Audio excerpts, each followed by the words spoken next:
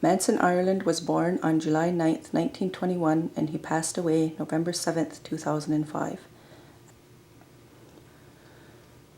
As a youth, Manson attended Mount Elgin Indian Residential School in Muncie.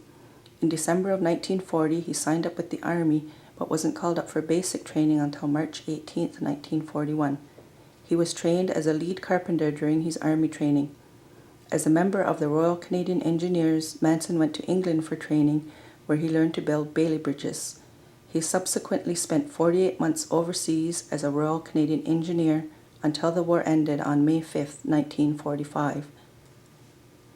After Manson's return to Oneida from the war, he married Elsie White, and this union produced 6 daughters and 3 sons.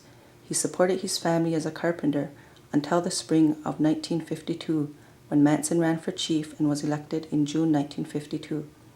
Chief Manson Ireland held office for 3 consecutive terms until June 1958. Manson continued his work in the carpentry trade and eventually became a regional housing inspector certified by the Institute for the Development of Indian Government. Manson was instrumental in the standardization of a national building code for Indian Affairs Canada. Upon retirement, Manson kept involved in community building projects such as the fairgrounds and the erection of the Veterans Monument. The following presentations is an interview conducted with Manson Ireland at his home in the winter of 2002. He had agreed to share his World War II memoirs for the benefit of our youth.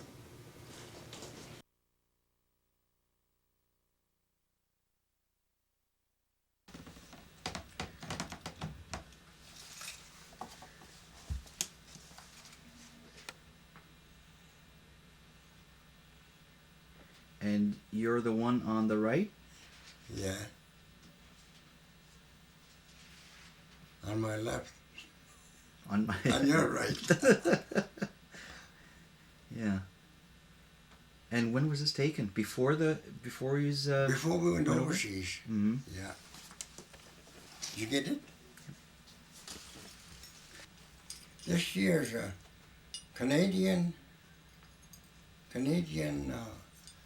Aboriginal medal. A Canadian Aboriginal, is that a new one or? Yeah, that's new. Mm-hmm. It's What does that? new, eh? What does that signify? The service you've done for your country, Mm-hmm. as an Aboriginal people, doing service for their country. As an Indian, I'm proud of this. Mm-hmm. But as a soldier, I guess this is the one. Voluntary. Mm-hmm. Voluntary Service Medal. And for Defense of England, what's this one? Mm-hmm. That's another one. I was there during that Blitz. Remember the Blitz they had? German bombers? You know the German bombers used to come over 400 planes a day. Wow. And dump bombs. And that was around 41. They were still doing that. By the time the war was over, the last few times that they bombed Germany, they sent 6,000 big bombers over there to bomb it.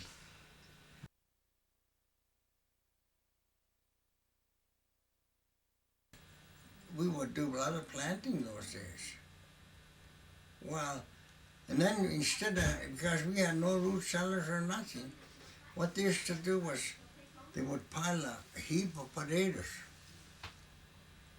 Dig it down a little bit and put this heap of potatoes in there. Mm-hmm.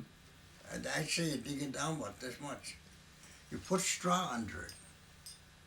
Mm-hmm. Then you put potatoes on that and it heaps up. Mm-hmm. Put straw all over it. And put dirt about 6 inches of dirt, maybe a little bit more. Right over the top of it. Like an igloo thing. Yeah. And every so often in winter time, we go down, we cut a hole in it, you have to chop it out. Yeah. Because it's froze, eh? Yeah. And get a few potatoes out of there, enough for a week or something, and then close it right back up again. See? That's the way we used to do that years ago. Mm-hmm. Yeah. You know, we were so poor one time, we didn't know where our next pound of butter is going to come from, you know. But what we used to do was, my mother would send me to our neighbor who had a couple of cows, and then she churned her own butter. We used to go there, we'd find a fancy dish, fancy plates with nice design on it. Yeah. I take that and I exchange for butter. So this lady would give me butter and wax paper or whatever it is, and I'd go home. She'd say, "Come back again." So when we're out of butter, I'd go back again. She'd give me more. Maybe she'll say, "Come back again." Either that or say, "I'm finished paying for that plate," you know. Mm-hmm. But that's how we did it. Yeah. Some big shots would buy a wood lot from some from the farmers, and then they would put the Indians in there, start cutting wood, even cut logs, set it aside, and then in the spring they'd take those logs out and go to the sawmill with it, you know. Mm-hmm.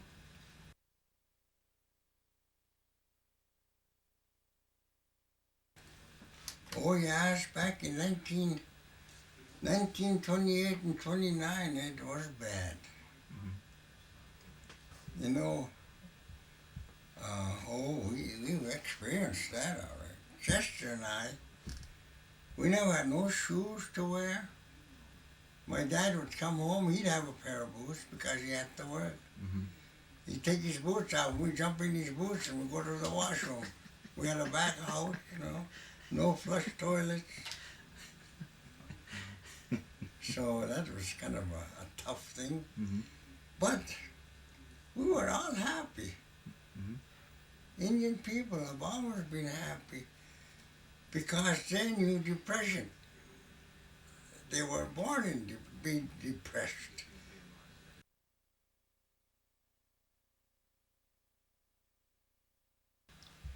I talked to a lot of First World War veterans. As a little kid, you know, Oh, yeah? I wanted to know what's going on and all this.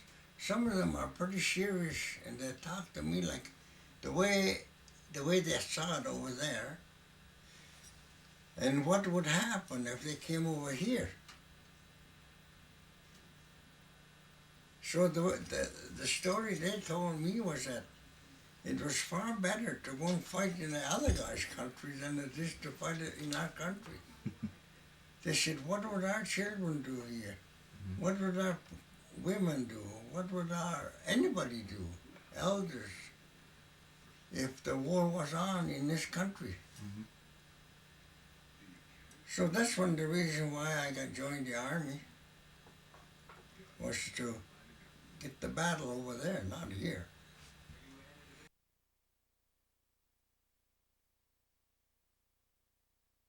We signed up in 1940, but they wouldn't take us because they didn't have enough uniforms for everybody. So on March 18th, 1941, they called us up. We already had our medical and everything. Called us up and gave us our uniforms, and we went to basic training. Once we got our basic training, they took us out of this country because they really had nothing to train with over here. We went to England, and they trained us, because I was an engineer, so I had to go to England. Because they taught us how to build bridges. The Bailey Bridge was just new, we had to learn all that. And mine lifting, different types of mines, German teller mines, and all different types, shoe mines. Then we went to Italy. We spent a year and a half in the front lines in Italy. You'd go in a line, you know, for maybe 3-4 weeks. Then you back, they pull you out, they put another division in there. They carry on. Then finally we had to go again, so we catch up. They're probably maybe 15, 20 miles, maybe even more. I remember at one time, Um,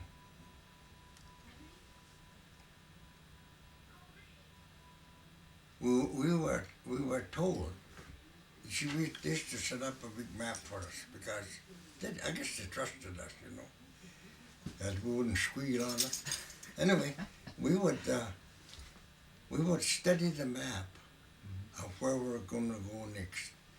Like we go from this town to that town, and then from there to the next town.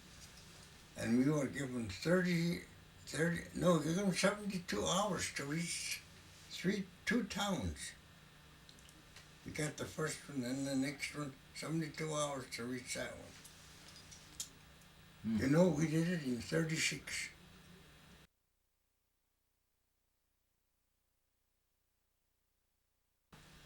We could put a Bailey Bridge across, say, 10 river 10 feet wide. Going through a lot of them little rivers in Italy. And that means 50-foot bridge, because we had to put abutments on the other side and abutments here, and to put that bridge across, put the ramps down and deck it down, our first vehicle used to go over, and then it's open for tanks. We used to put our first vehicle over that bridge, 45 minutes. And when you're scared, you're really going to work. Yeah. Get it over. Because I'll tell you, as soon as, steel hitting steel, what kind of noise it makes, and it carries a sound, German's listening for that. Yeah. Just as soon as he hears bridge going up, or he knows it by the noise what's going up, he'll start laughing. So we used to get this thing up, and we take off out of there.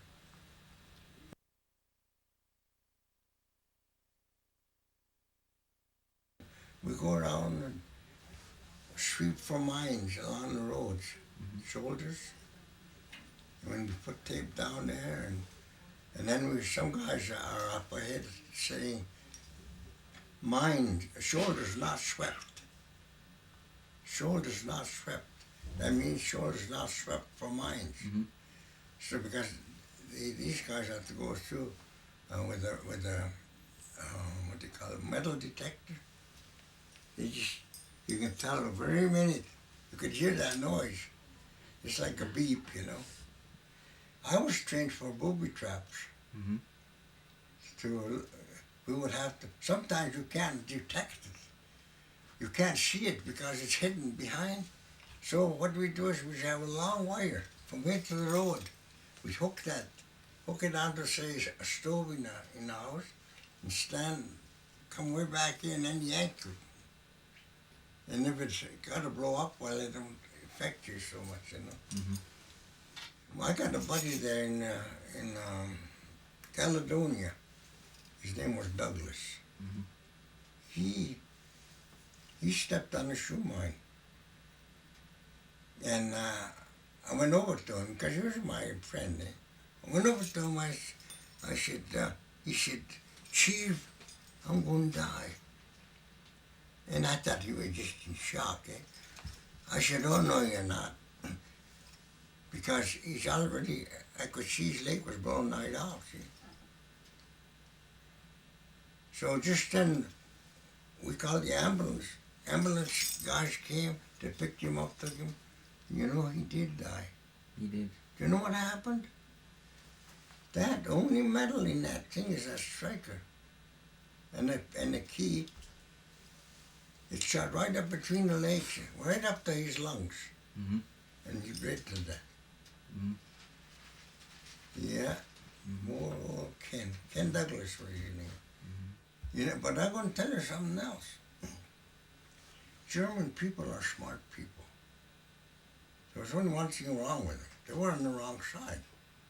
That's why they never won. But they were smart.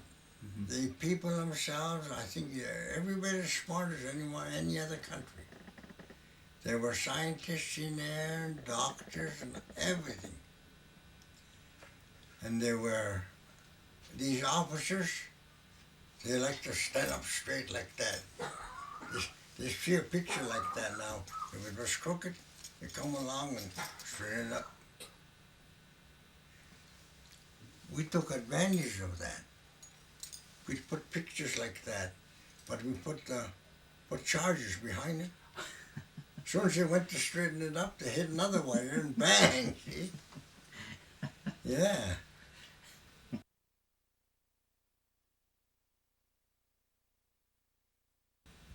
After the war was over May the 5th. Mhm. But the king never announced that all hostilities ceased on May the 8th. 3 days later. Yep. And then everybody was free to travel all over Europe. Mm-hmm. Mm-hmm. But then they came around and said, who all would like to join and go? I'd like to go to Japan. They asked me, I said, never. I said, I volunteered once, that's it. Mm-hmm. There were others that left. And right away they told them to pack up. They packed up and they put them on the boats and sent them back. Mm-hmm. Don't forget there was over 1 million of us over there. It took a lot of boats to get us out.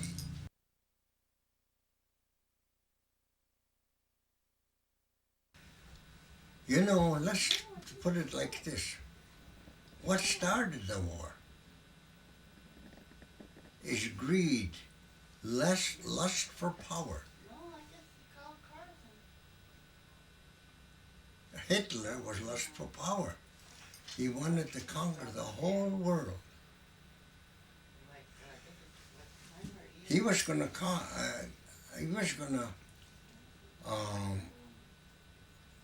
come to Great Britain, take over Great Britain. But for some reason he changed his mind. He went to Russia and drove Russians way up to Leningrad. And then, because it was cold up there, and Leningrad army were dressed for it. They came and drove the Germans right back out of there, right to Berlin, half of Berlin.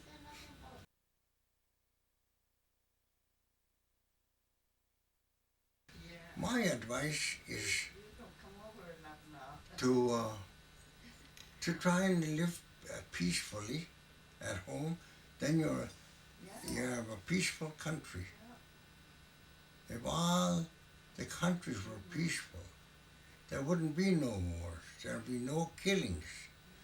There wouldn't be the guys like me with the uniform trying to advise them some way, you know. The other thing is, you see, when the people are lust for power, the kids got to know that some people want a lot of land, and they get it by forcing other people to give it up. Mm-hmm. It's been like that for years. It's been like that all the time. They've done it to the Indian people by the whites. You know, all those wars, little wars. Yep.